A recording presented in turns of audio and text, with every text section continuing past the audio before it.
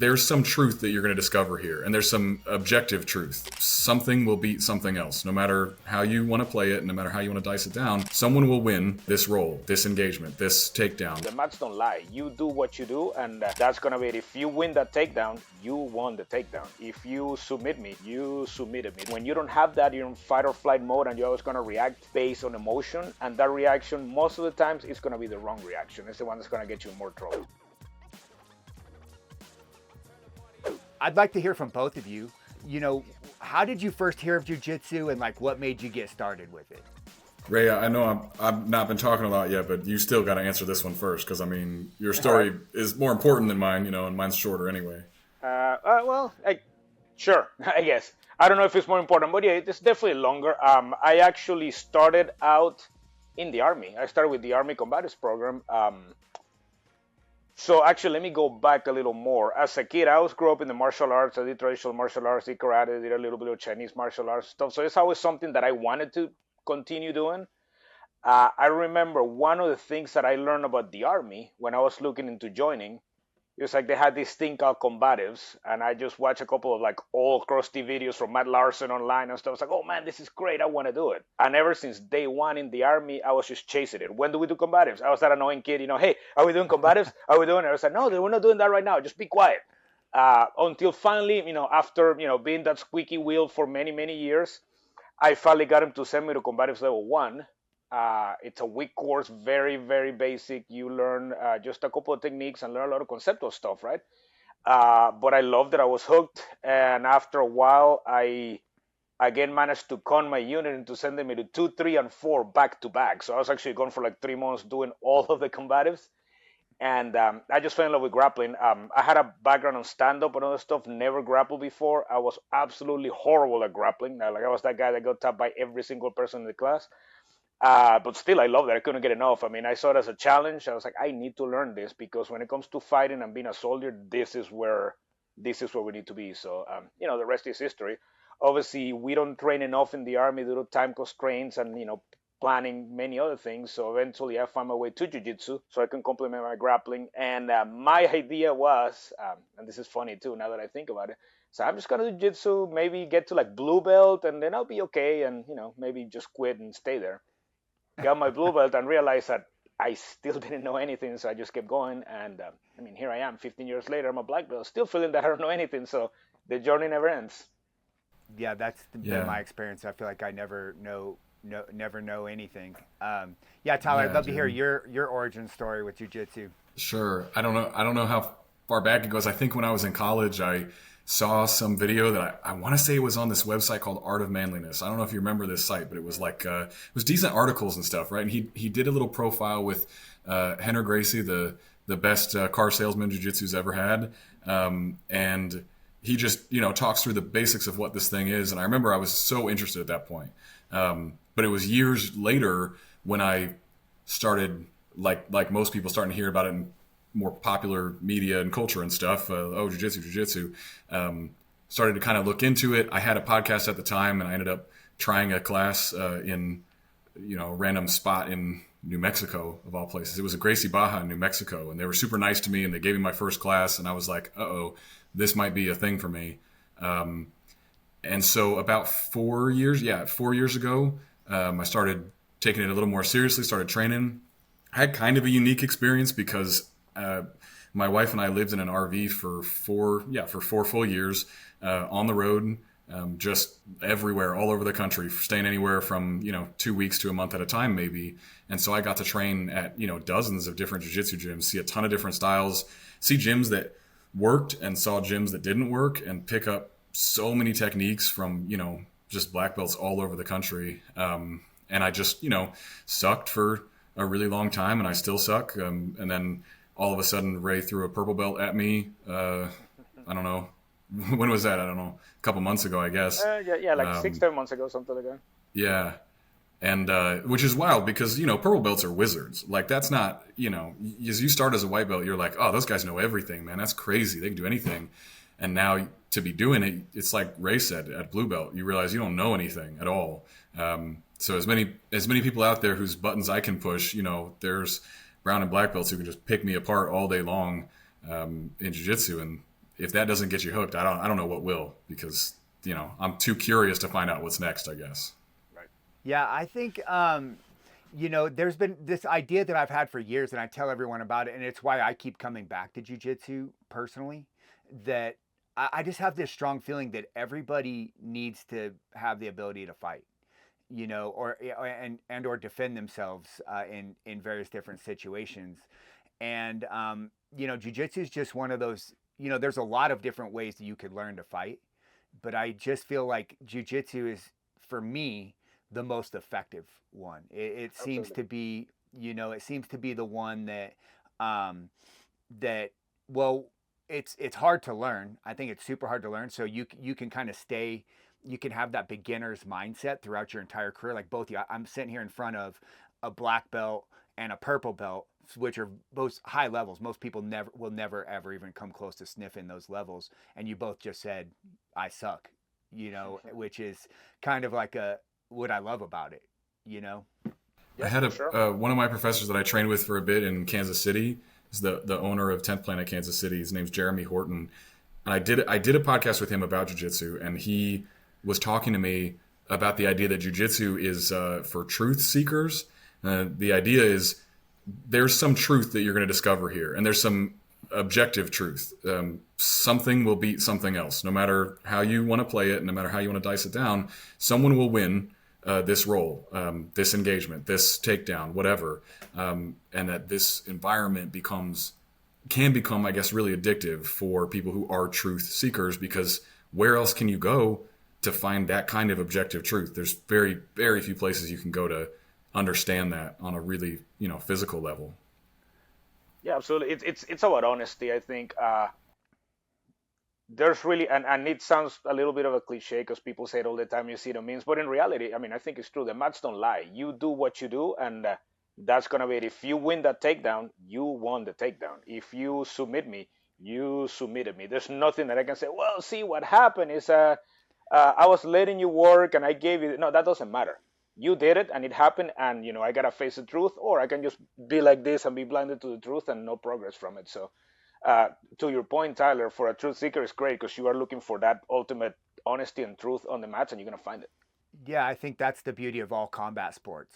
It's or you like you could even like broaden that to like individual sports, whether it be like a tennis player even, or but it's like it's you and the sport and the rules of the sport and the other person. Yeah, And there's no hiding. I'm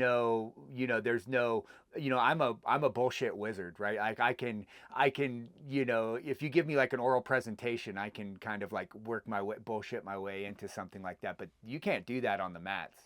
You're no. gonna choked, or you're gonna get caught in some sort of submission, and there's no bullshitting. There's more to it, though. You mentioned, this notion that everybody has some type of drive to want to know how to fight, right? I mean, that I agree with that. But as far as that truth seeking in sport goes, what's funny is you don't have people walking around being like, "Oh, I could beat a pro tennis player." You don't hear that. You don't hear someone walking around being like, "I could dunk on LeBron." That's not something you hear. But what you will hear is people walking around being like, "I could kick that guy's ass," or "I could beat that guy up." And everybody thinks they just have some inbuilt ability to fight or know how to fight, but it doesn't work like that, and as soon as we get people, I think there's two things that can happen when a brand new person comes on the mats, and we've seen it over and over again. Some people find out they really don't know how to fight, and that bothers them, and they leave, and then they go back to kind of protecting themselves in a lie, which is, yeah, I know how to fight. I don't need any of that jiu-jitsu stuff. And then some people come on the mats, and it shatters that notion that they have any inherent ability to fight, and that drives them to come right back to the mats because they've just found out some truth, and they'll just keep finding out more and more truth. Yeah, I Absolutely. think with that truth, it comes to insecurity. Also, it's like a lot of I think people start fights, or the people who tend to get into fights, like street fights and shit like that. There's typically a high level of like insecurity somewhere at play in that interaction, and that's really why I always tell everyone to learn how to fight. Whatever martial art you learn, whatever combat sport you're learning, because it gives you that confidence. And it brings me to that saying that Jordan Peterson said. I think Jordan Peterson started it. Maybe he got it from somewhere else, but it's like everybody should learn how to be dangerous, and then learn how to control that and not Absolutely. not ever not ever have to use it. But you don't want to be that person walking around on the street like full of fear all the time, because that's not. Then you're going to make horrible decisions and possibly even start a fight that you don't need to start. Yeah, You know. because you don't have a choice, and that's the beauty of being trained on any sort of combo sport. I'm not just gonna sit here and say that jiu-jitsu is the best and nothing else works. There's a lot of things, but when you have that type of knowledge and training, you have options, right? And you go, well, I can choose to walk away. I can choose to tell this guy that he can have my wallet because that's all he wants, and it's not gonna hurt my ego because I understand what's at stake here. At the same time, I can choose to protect myself accordingly if I have, if he doesn't leave me a way out. Uh, but that comes to training. When you don't have that, you're in fight or flight mode, and you're always going to react based on emotion. And that reaction, most of the times, is going to be the wrong reaction. It's the one that's going to get you in more trouble. So from the self-control standpoint, it's also an amazing thing what we get to accomplish because we know where we stand. Yeah, knowing where you stand is important. Like for me, is a good point, right? Like I'm a pretty physically fit person. I've got a good level of strength and endurance and all that stuff.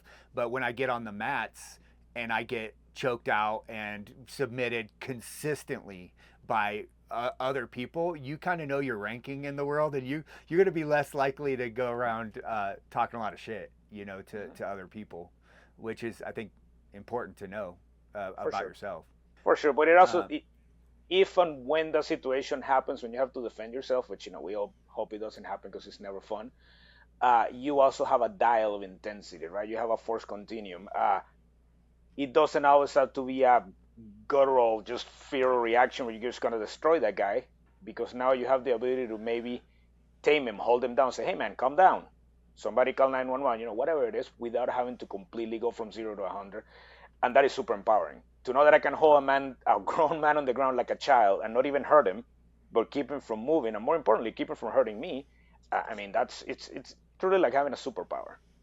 Yeah, I think that's huge. I think especially for young people, and maybe I'm biased here because it's how I have daughters and significant others that like I want them to have that kind of confidence in themselves too. Like if things kind of went bad, they would know what to do and how to handle that situation because they've got the sets and reps in many sets and reps in prior to that situation. Absolutely.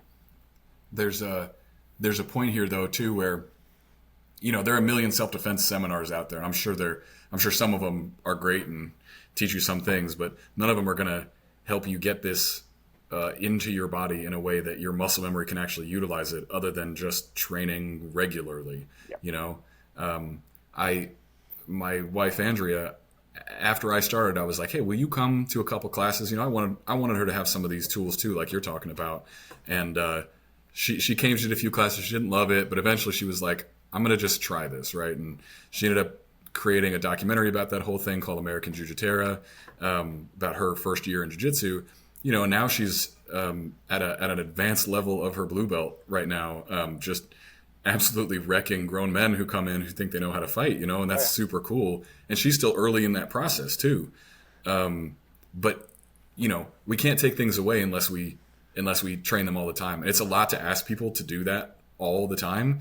But again, that's another piece of truth, which is you can't just take a weekend course and understand how to take care of yourself forever. You either engage in this aspect of things and get comfortable with it, or not. I don't know. Maybe that's a little dark, but you gotta stay in this game, don't you think, Ray? Like, No, but you're you have right, to keep and doing and it.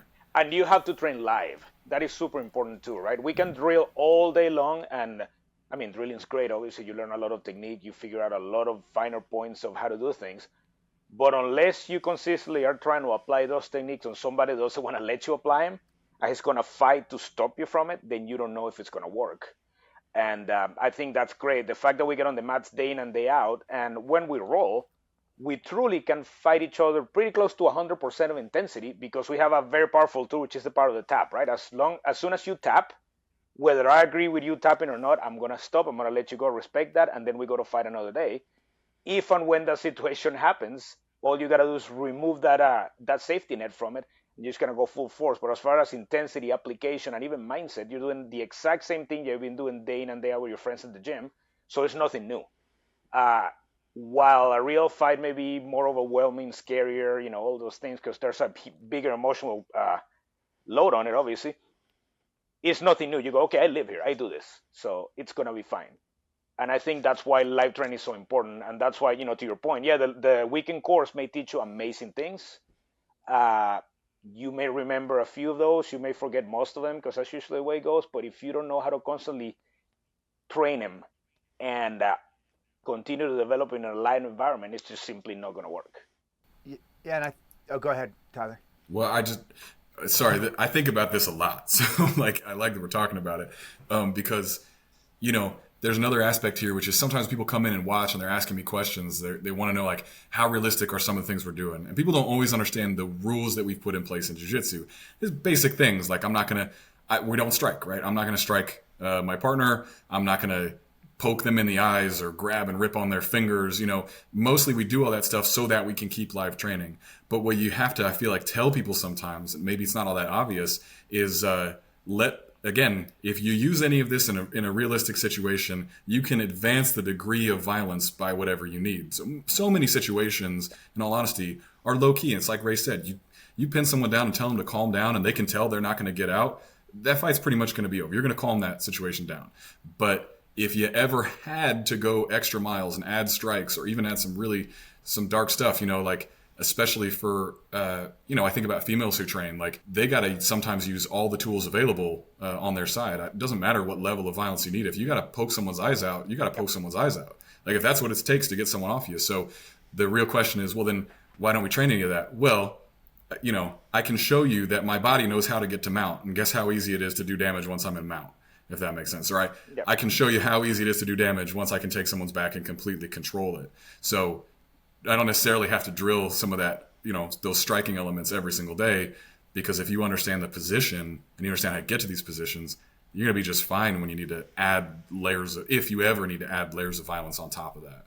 Absolutely, they're all there, and that's a little bit of the issue. Some people have said, well, you're just in the gym rolling around with each other. In a real fight, I'm going to be able to poke you and bite you and strike you, and that's where I go, yeah, you're right. But guess what? So will I.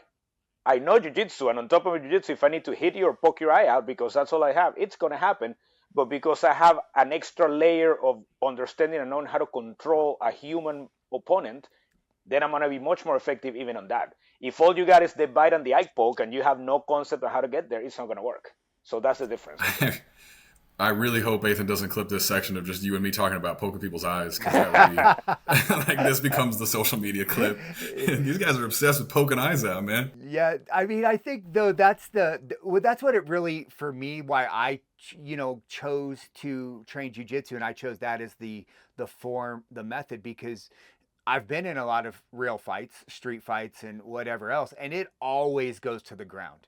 Yeah, you might catch me, you might hit me. I mean, you may be superior on the feet, and if you don't knock me out, I'm probably going to hold on to you and drag you to the ground. And then that's where I feel like the majority of having to learn what you need to learn is what you do when you get to the ground, which kind of highlights what Ray said a little while ago about, he said there's lots of other art forms out there, and maybe jiu-jitsu is a way, but maybe it's not the way.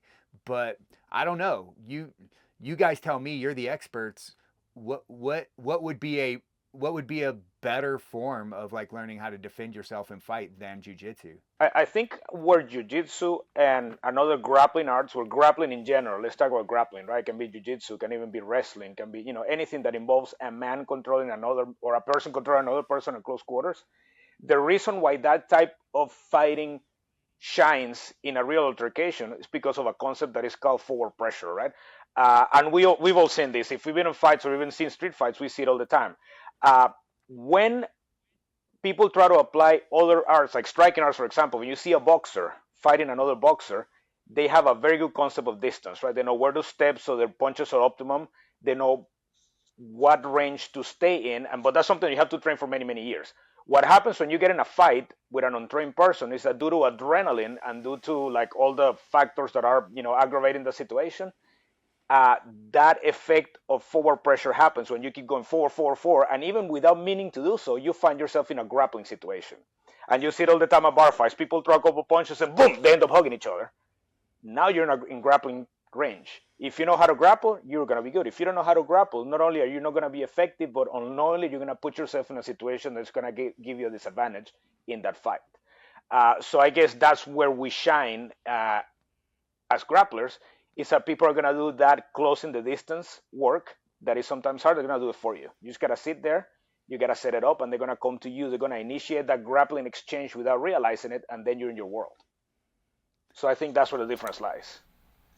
And you already said it, Ray, but it's also the only martial art, grappling, that you can practice at full capacity, at full intensity, without risking real long-term damage. I mean, you can't eat that many punches. I don't care what pads and headgear and gloves you've got on. You just still can't take that many punches before you start getting long-term effects. So where this one we can do all the time. And I don't want to necessarily push, Athan, I'm sure you got your things you want to get through here, but I hope too we're going to talk about just how amazing and great and fun the sport is too, because the fighting, aspect and the combat aspect, it's obviously a huge piece of it. Anybody who does it is here for a good chunk of the reason for that. But I think we've seen a lot of other reasons why people train this as a sport, and it keeps them coming back too. So hopefully, I don't know. Hopefully we're going to go there too, because I love that part of it too. Yep.